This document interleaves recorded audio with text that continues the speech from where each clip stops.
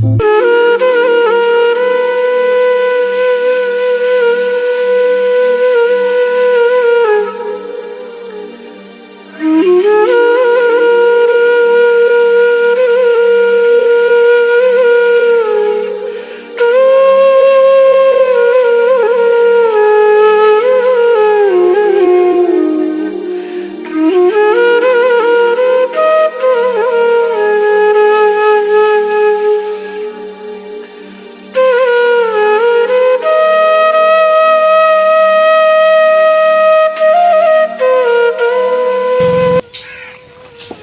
আপনার দোকানের সামনে এবং মার্কেটের সব দোকানের সামনে অনেকটা করে জল বাঁধা রয়েছে ভিটিআর মার্কেটে, আপনি কি বলবেন?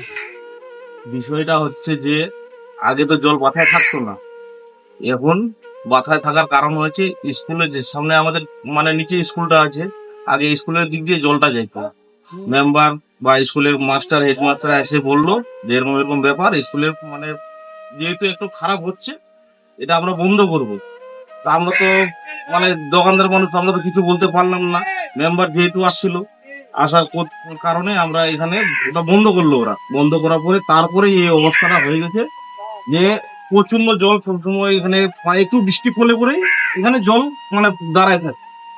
কিন্তু বিষয়টা হচ্ছে যেহেতু মেম্বারে এই জলটাকে বন্ধ করেছে, এখন প্রত্যেকটা দোকানদার আমাদের দুর্ভাগ্যের বিষয় যে জল জমে থাকতেছে নিচু হওয়ার কারণে, উনি কি কোনো আশ্বাস দিয়েছে?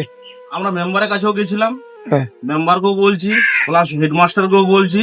ওনারা বলছে যে ঠিক আছে, এর পরিবর্তনে কিছু না কিছু একটা করব বলতে আজ না করে 1 মাস গত হয়ে গেল, কিন্তু এখনো পর্যন্ত কিছু করেনি।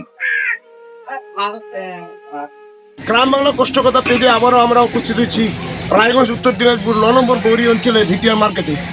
এই টোটাল মার্কেটে আমাদের জল জমায়েত হয়ে আছে, কারণ একটাই, পাড়ায় অনেক দিন ধরে এই জল জমায়েত থাকতেছে।